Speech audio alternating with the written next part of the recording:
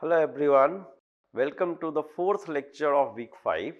In the previous lecture, we have seen the limit of a function. If it exists, it is a unique limit, then algebra of limits, and then with the previous one, previously we have seen the epsilon delta definition of limit of a function.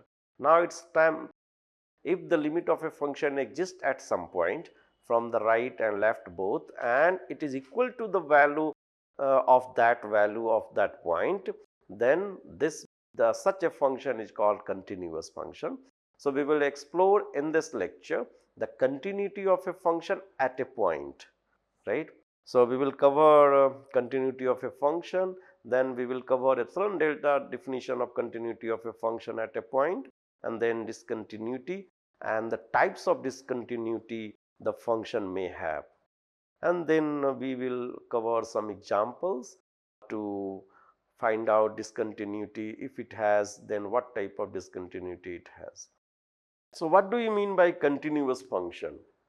You might be heard in the lower cases geometrically that if you draw a function on the board, and if your pen does not if you draw a function without hindrance of your pen or up of the pen or pencil, then the function is continuous. But mathematically we will define in a limiting form.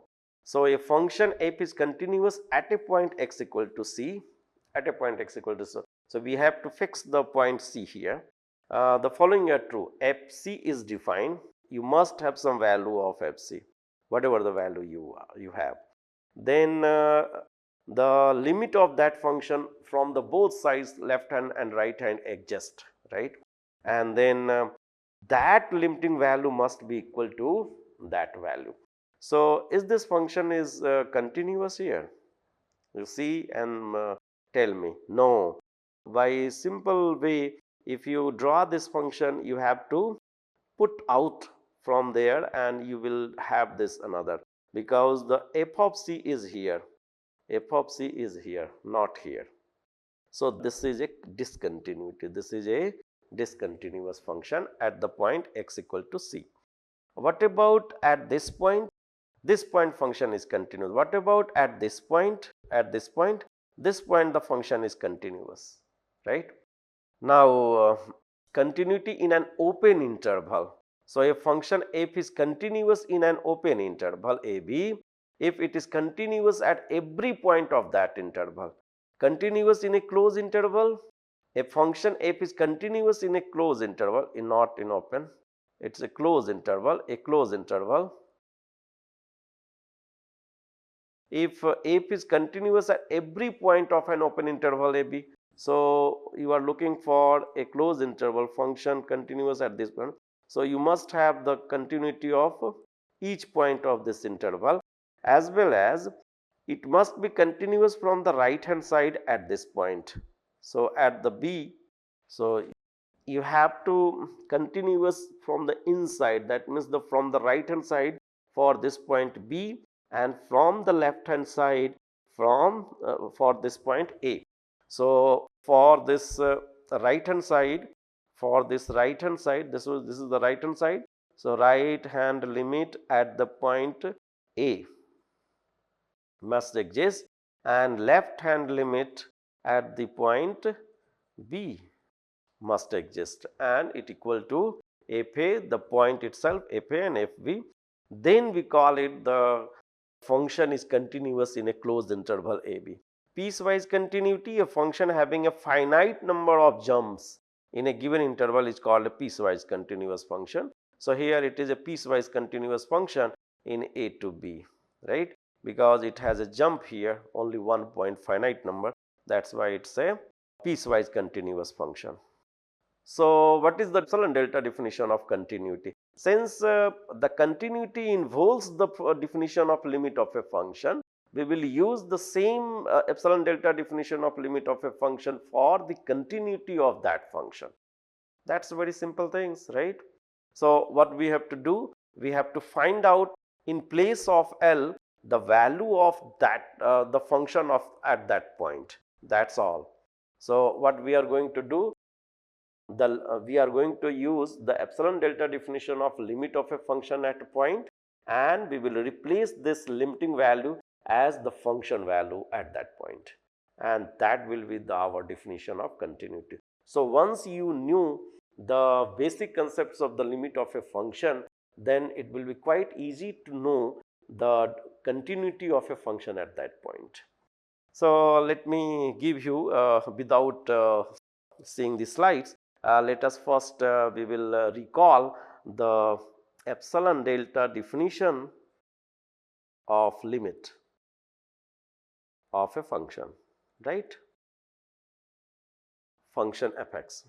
So we call it that f of x has the limit L if for every epsilon greater than 0 there exists, whenever there exists a delta which is a function of epsilon such that x minus a is less than delta, right?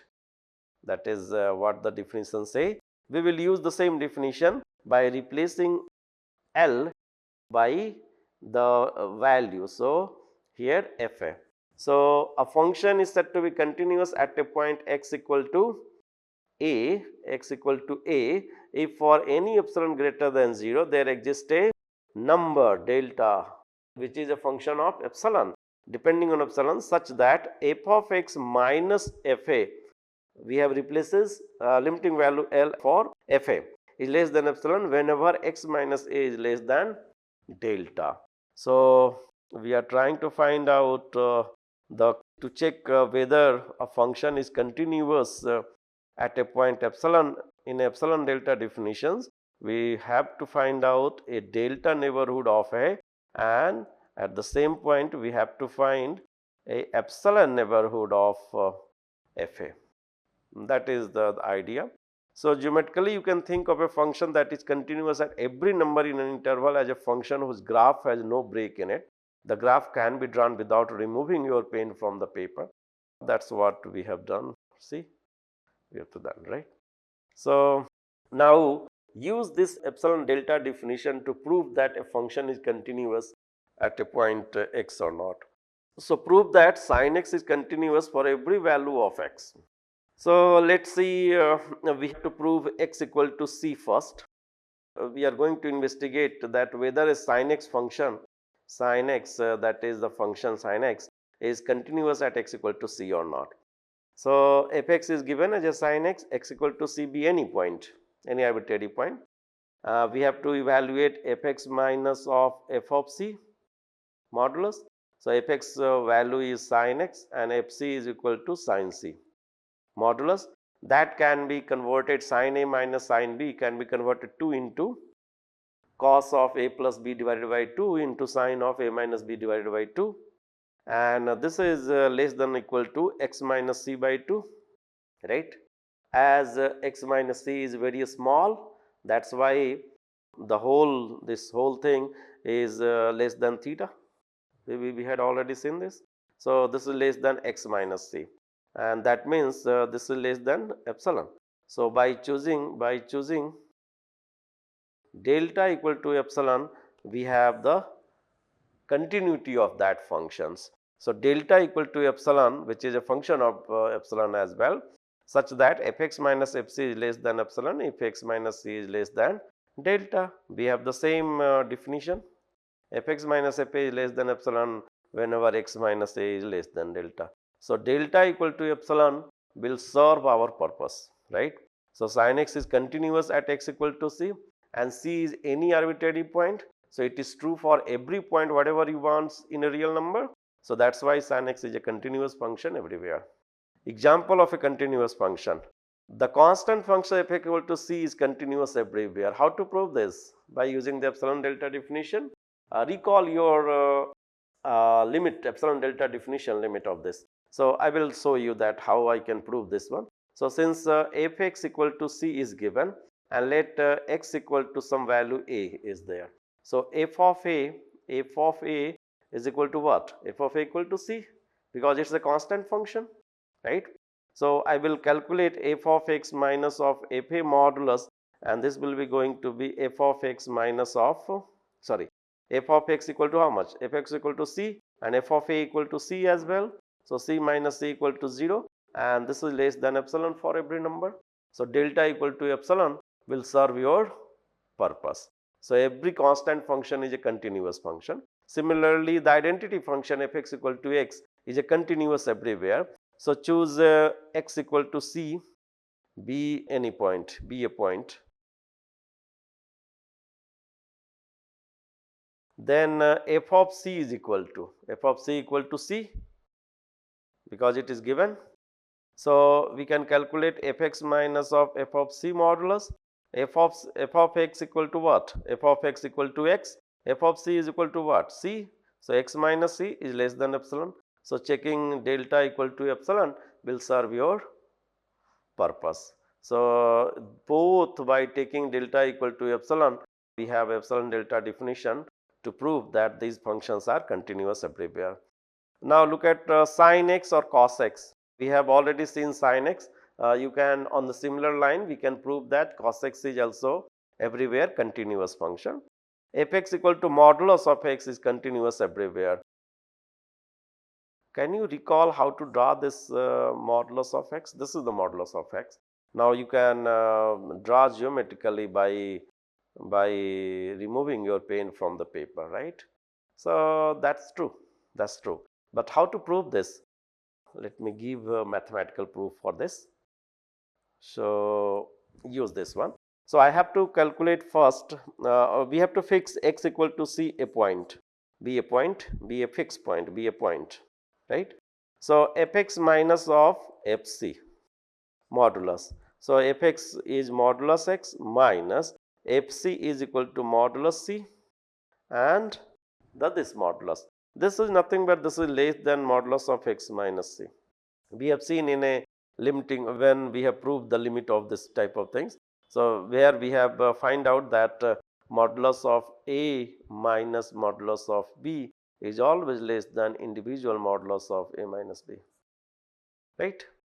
And so, this is less than epsilon. So, by taking delta equal to epsilon will also serve this purpose.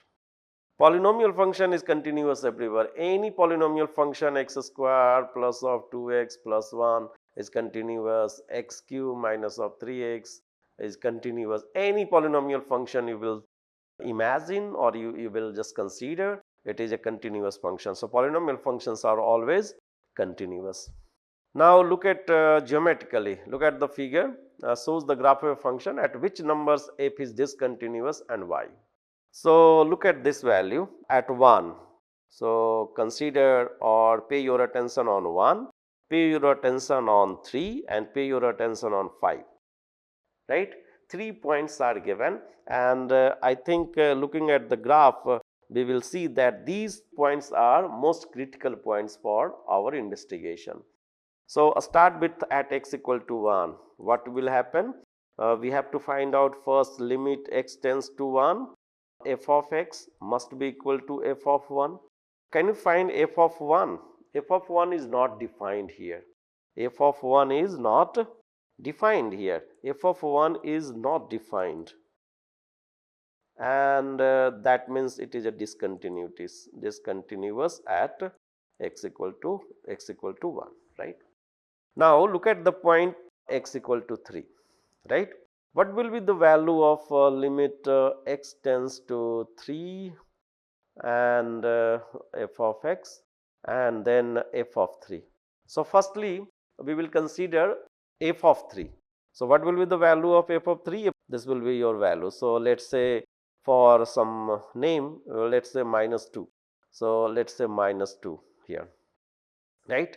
But what will be the limit of this function? To find out the limit, we have to find out limit of x tends to 3 from the left hand side of f(x).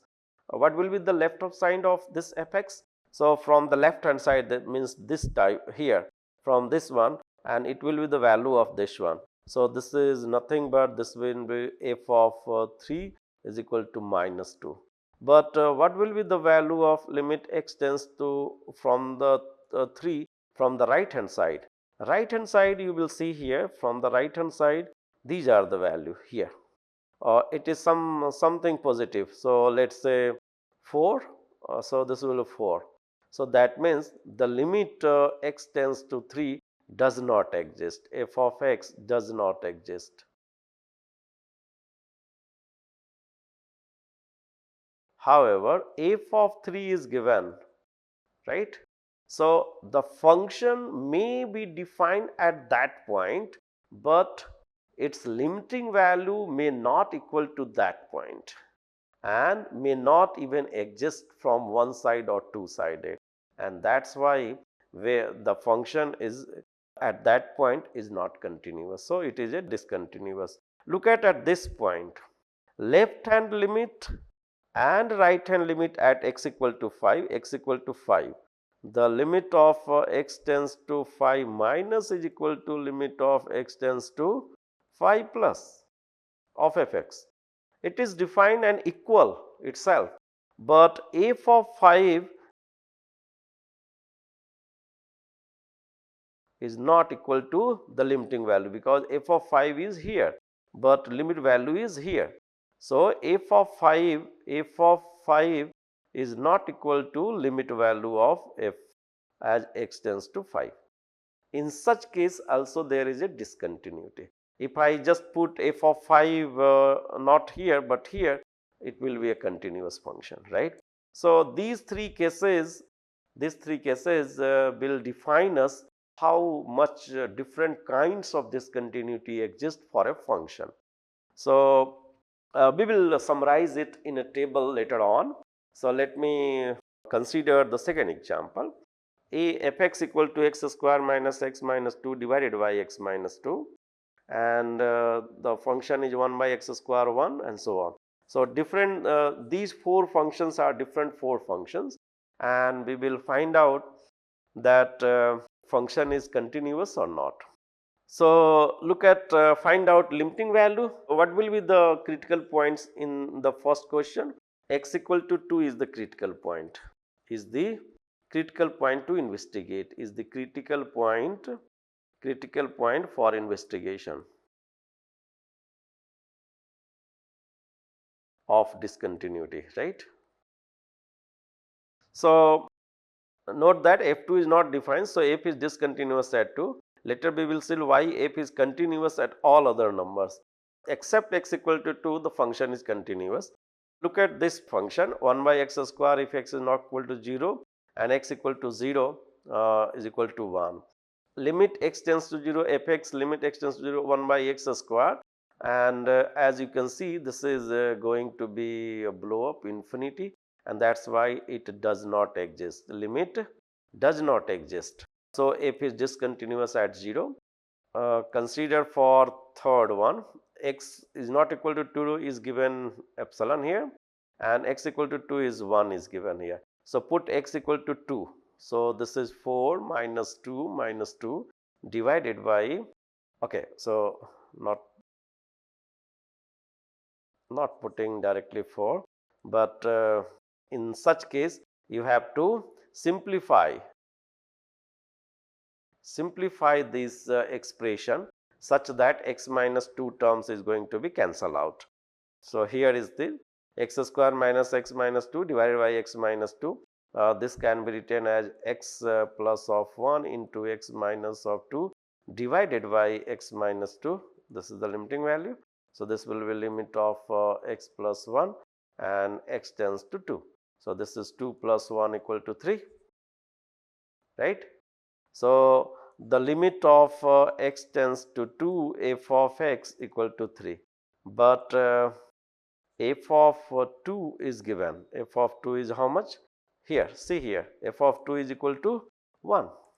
Both are not equal, therefore this is a discontinuity at x equal to 2, right? So f is not continuous at x equal to 2.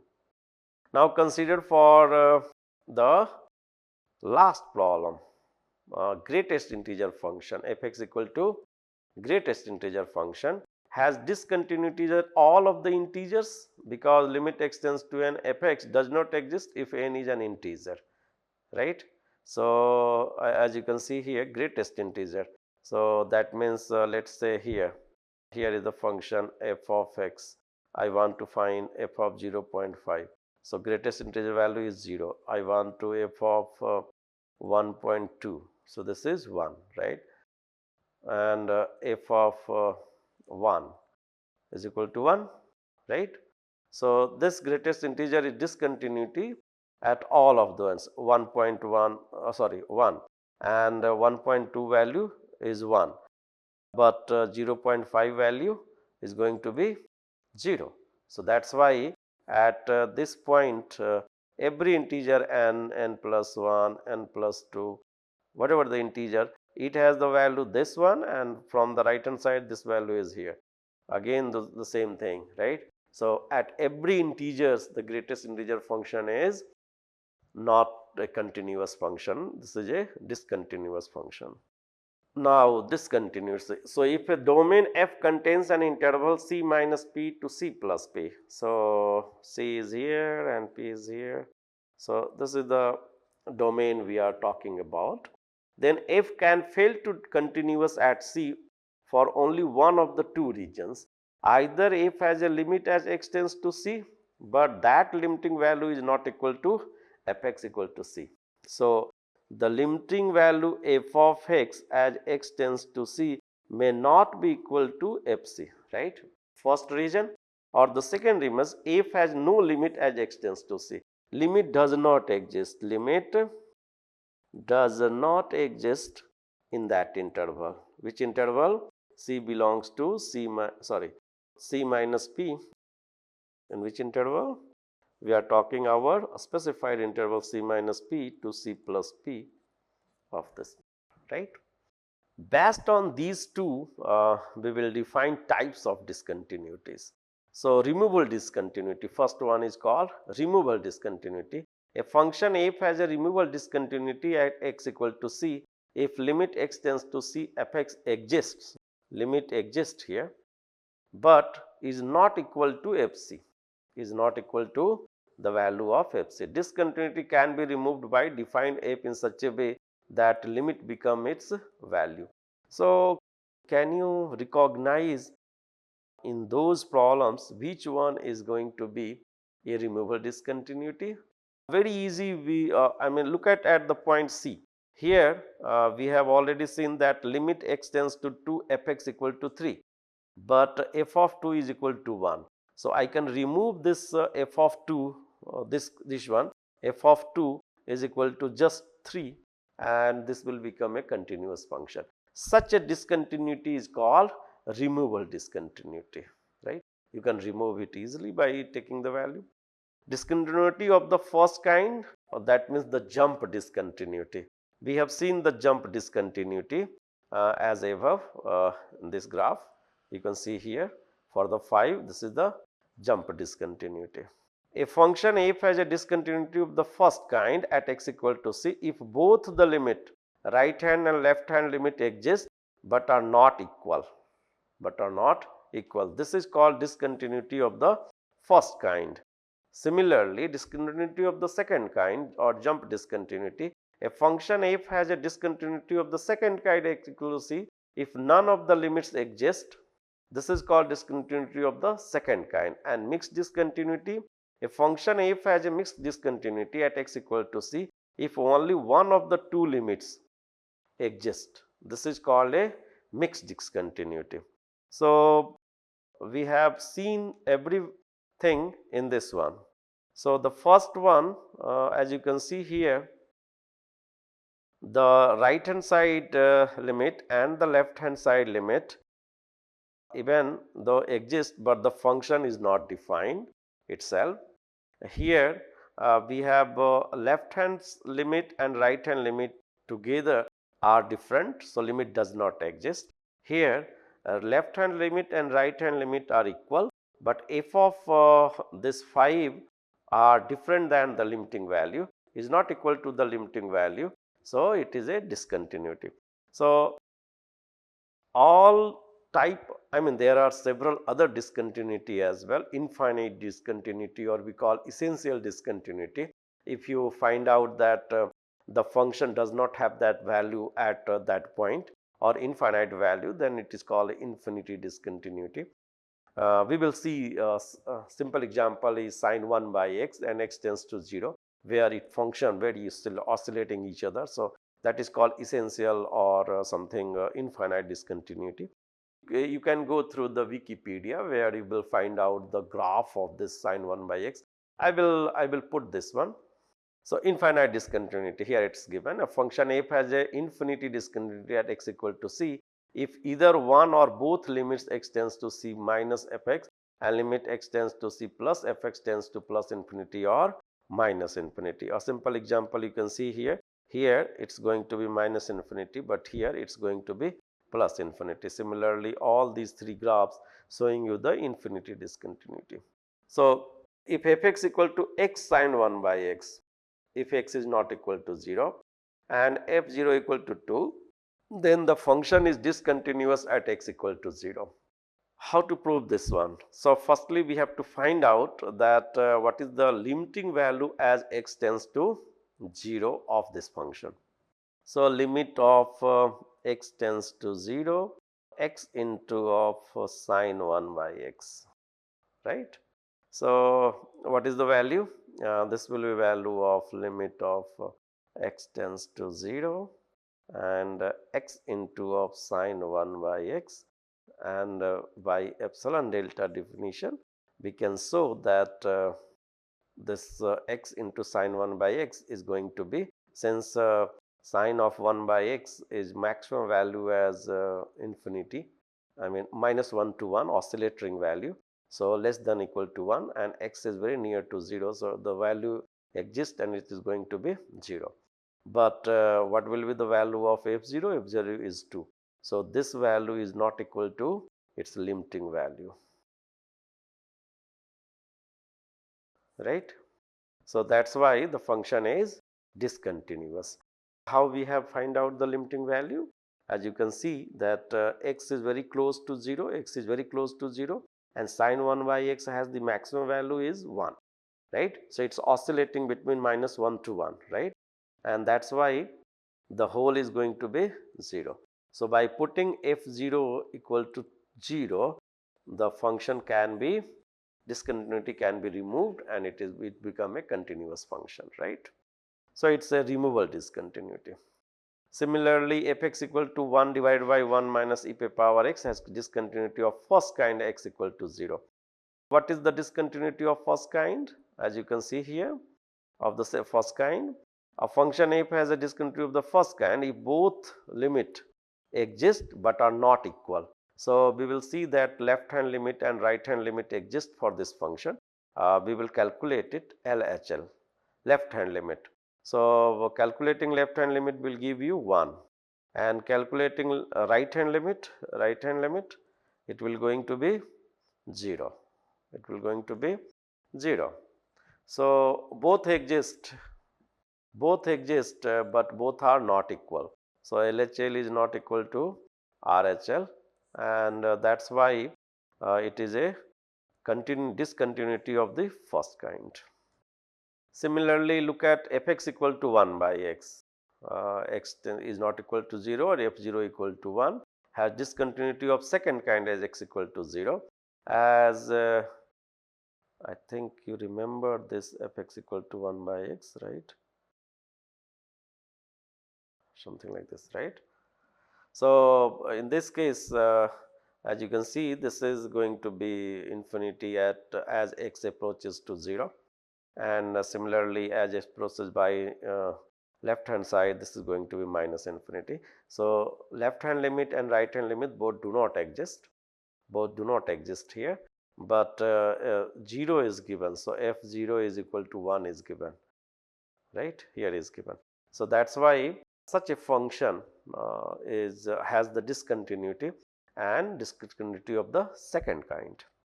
Fx equal to 0, x tends to 0 and fx equal to sine 1 by x, So I will put this value and we will give you, this is 0, this is 0. So nearby 0, this is 1, this is 1 and this is going to be minus 1, this is going to be minus 1. Now near to 0, as it approaches, it's oscillating very fast, very fast. So what happens, 1 beta x, as x approaches 0, 1 beta x is tending to be infinity. So sine of 1 by x is oscillating near to 0 by, I mean, left or right. So it's I mean, if it's oscillate between 1 and minus 1, between 1 and minus 1 very fast, and that's why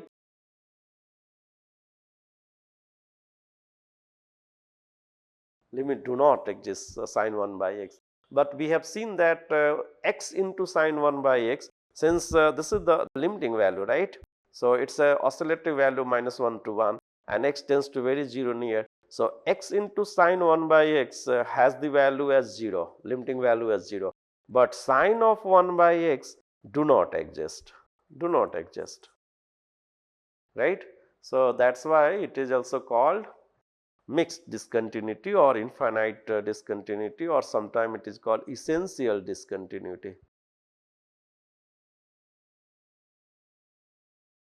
So I mean, as you can see easily that 1 by x minus a, as x tends to 0, not x tends to 0, but x equal to a, right, x equal to a. So has infinite discontinuity.